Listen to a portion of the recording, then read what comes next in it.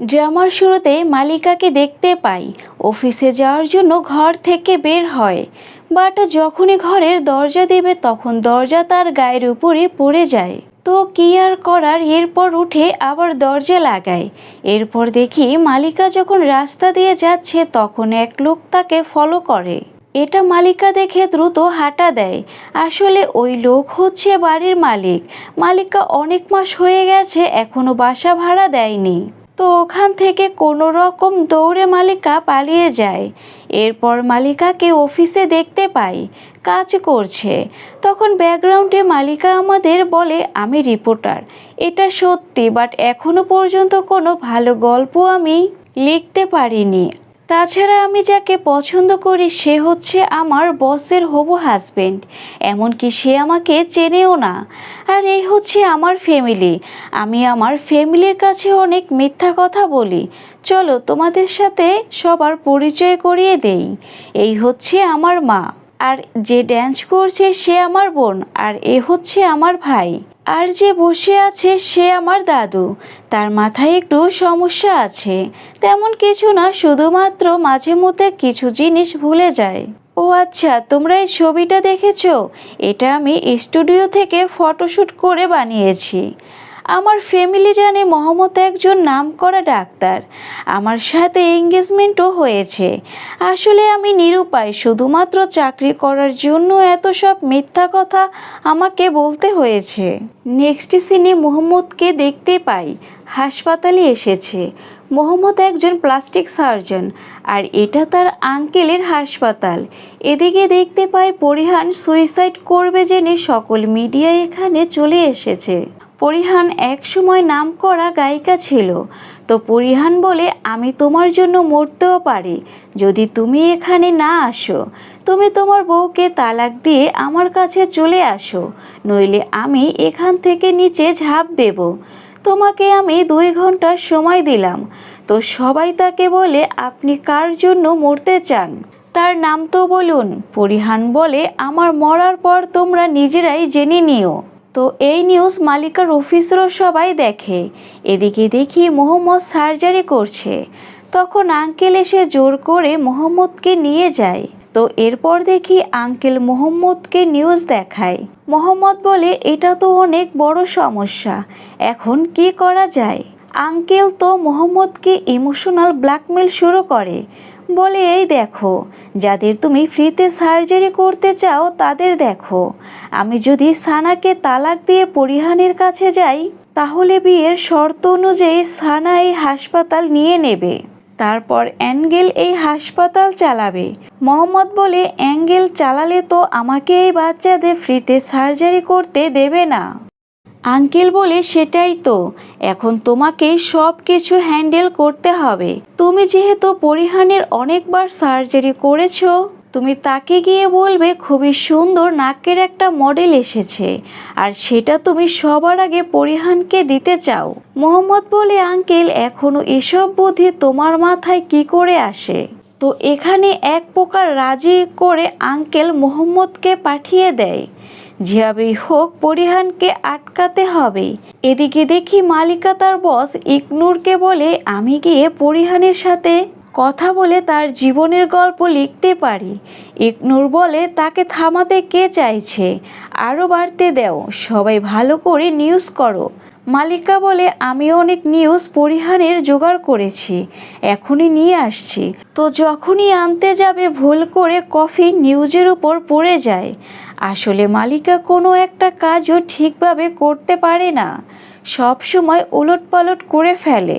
তো ইকনুর এখানে মালিকাকে অনেক কথা শোনায়। পরের সিনে মালিকা আর তার বন্ধুকে দেখতে পাই। আর এই হচ্ছে নামকরা রাইটার তাহসিন। দুজন খুব ভালো বন্ধু। মালিকা তাহসিনকে বলে, আমার যদি চাকরিও চলে যায় তাও আমি পরিহানকে বাঁচাতে যাব। সবাই তার মৃত্যুর জন্য অপেক্ষা করছে, কেউ তাকে বাঁচানোর চেষ্টা করছে না। তো এটা বলে মালিকা তার ক্যামেরা জিনিসপত্র সব কিছু গুছাতে থাকে। তখন তাহসিন বলে, তাকে বাঁচানোর কোনো স্টোরি লেখো যাতে করে খুব সুন্দর একটা গল্প হয়। মালিকা বলে, হ্যাঁ। তো মালিকার কাছে যাওয়ার মতো টাকা ছিল না। তখন তাহসিন বলে, আমি তোমাকে নিয়ে যাচ্ছি। নেক্সট সিনে দেখি মালিকা তাহসান চলে এসেছে। তখন ওখানে মোহাম্মদকেও দেখতে পায়। তখন তাহসিন বলে, মালিকা চলো মোহাম্মদের সাথে দেখা করি। তখন মালিকা যেতে চায় না, বলে আমার এই অবস্থায় আমি মোহাম্মদের সামনে যেতে পারবো না, তুমি একা গিয়ে মোহাম্মদের সাথে দেখা করো। তখন তাহসিন গিয়ে মোহাম্মদের সাথে কথা বলে। আর তখন ওইখানে পরিহানের বাড়ির স্টাফকে দেখে মোহাম্মদ বলে, বাড়িতে ঢোকার কোনো জায়গা আছে? তখন সে বলে, পিছনের দিক দিয়ে ঢোকা যাবে, আপনি আসুন। তো মোহাম্মদ তাহসিনকে বলে, তুমি কথা কাউকে বলো না। ও তাদের একটু পরিচয় করিয়ে দেই। মোহাম্মদ আর তাহসিন প্রতিবেশী, আর দুজনে খুব ভালো বন্ধুও বটে। তো এদিকে এসে তাহসিন মালিকাকে বলে, পিছনের দিক দিয়ে ঢোকা যাবে, তুমি মোহাম্মদকে ফলো করো। তখন দেখি মালিকা মোহাম্মদকে ফলো করে, বাট তারা পিছনের দরজা দিয়ে ঢুকেই দরজা বন্ধ করে দেয়। তো মালিকা কি করবে বুঝতে পারছে না।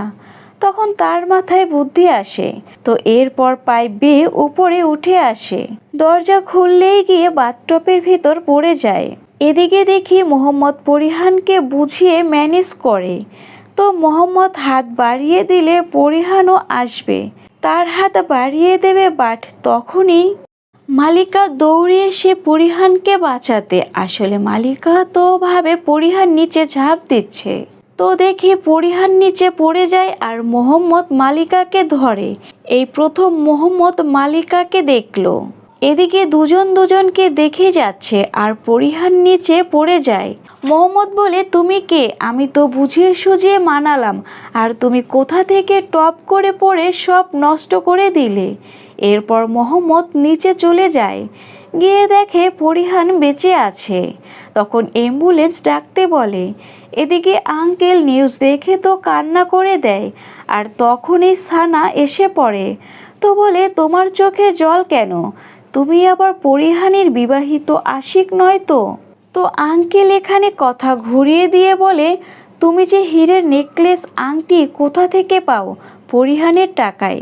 সে সার্জারি করে বলে তুমি এত গিফট পাও, এত ভালো ক্লায়েন্ট হাতছাড়া হয়ে যাবে, তাই চোখ থেকে জল চলে এসেছে।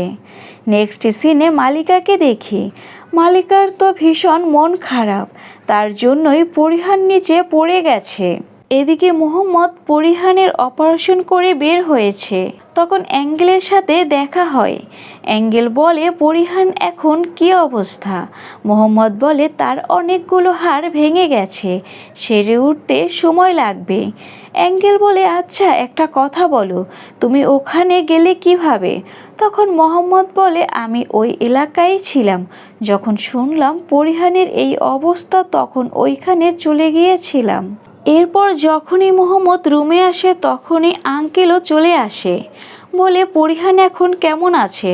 তখন মোহাম্মদ বলে, ঠিক আছে, বাট সেরে উঠতে অনেক সময় লাগবে। মোহাম্মদ বলে, আঙ্কেল আমার মনে হয় অ্যাঙ্গেল আমাদের সন্দেহ করছে। তখন আঙ্কেলও বলে, বেটা তোমার সানা আন্টি এসে তো আমাকে কান্না করতে দেখে ফেলেছে। এটা শুনে তো মোহাম্মদ অনেক রেগে যায়। তখন আঙ্কেল বলে, আমি তাকে কোনোভাবে ম্যানেজ করেছি, তুমি চিন্তা করো না। মোহাম্মদ বলে, এসব কিছু ওই মেয়েটার জন্য হয়েছে, কে যে তাকে সাংবাদিক বানিয়েছে। নেক্সট সিনে দেখি মালিকা বাসায়।